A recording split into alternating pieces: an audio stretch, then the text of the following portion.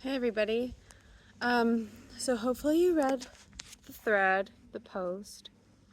If not, if you're just watching the video, then I just shared a little story about when I was in Eugene, Oregon doing some Taoist alchemy training, which is like inner coming to realization of feelings that are arising and alchemizing them using certain Taoist techniques and practices, and also learning Qigong. And the teacher, the man who I was learning from, was just not, it was my teacher because everyone is one another's teachers. Teacher in a sense, in certain aspects. But just coming to terms with the kind of student I am, the kind of learner I am, the kind of teacher I am, just recognizing that learning in this way, like being drawn, guided to learn in a certain way and have the practices show up for me in certain ways, was not the thing. So, what I have taken from that is when you're coming at it in a way of being a student, sorry if this is like all over the place, but when you're the student and things are arising within you as you're learning and practicing,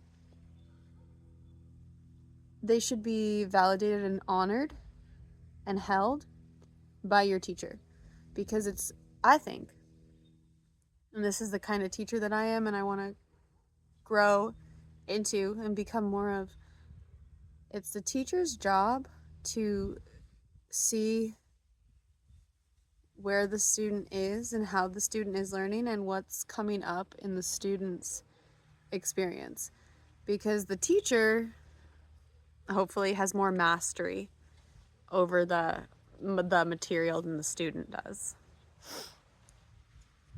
And there are different types of teachers. Some teachers only teach, this is the way, that's it, and if you don't like it, you can get out.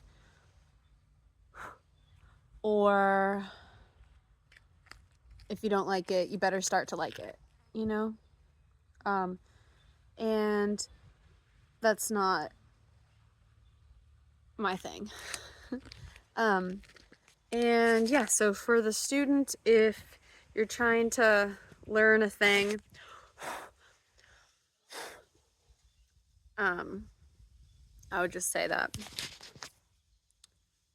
if you're the type that is looking to be honored and held, and kind of like, if you're looking for that relationship where there's a lot of like flow and wiggle room and there's maneuverability, then that's fine, you know?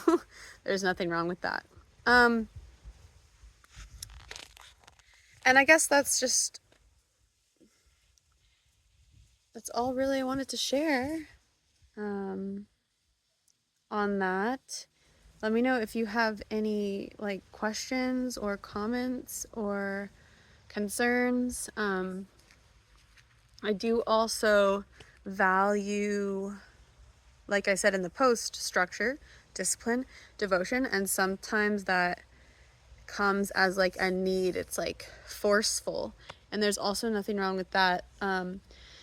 And as far as learning lessons and the way teachers speak to us, and it doesn't necessarily have to look like, oh, I am the teacher and you are the student, but just a person.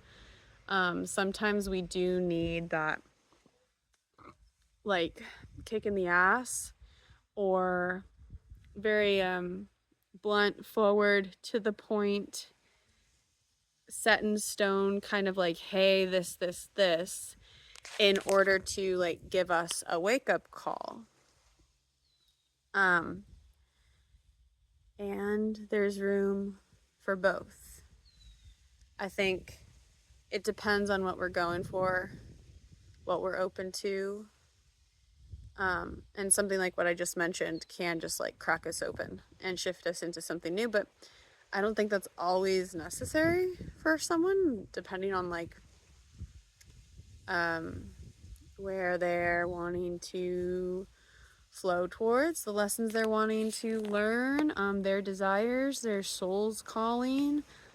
Maybe you only learn like this much within that period of time, and then as you grow and as you move away from those teachings, your understanding starts to blossom.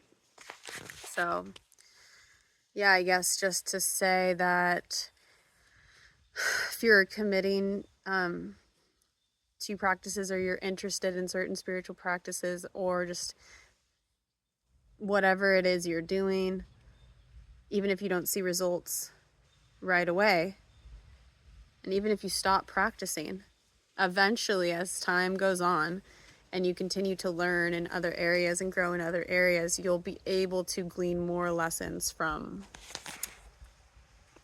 the past.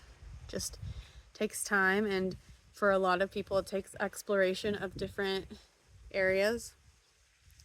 And some people commit to one thing and stay in that for a long time, and that's good too.